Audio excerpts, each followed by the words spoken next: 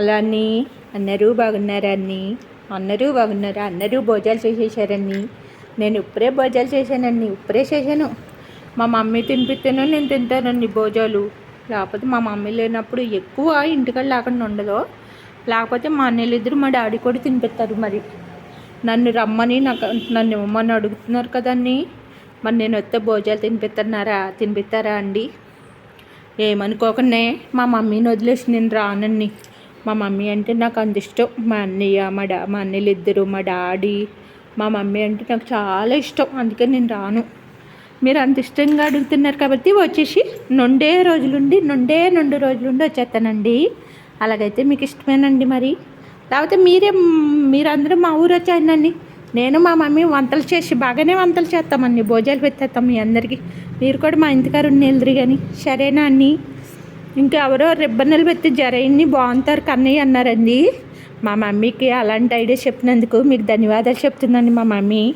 మా మమ్మీకి ఇలాంటి ఐడియాలు రావండి అసలు. మా మమ్మీ బయటకు వెళ్ళినప్పుడు రిబ్బన్నులు కూడా తెచ్చేసి రిబ్బన్నులు జడ వేసేస్తుందండి. నిజంగా వేసేస్తుందండి. ఇప్పుడు మా మమ్మీ నేను చెవిదిద్దులు పెట్టిన వీడియో తీసిందండి. రేపు పెడతాను నా వీడియో. సరేనా అన్నీ?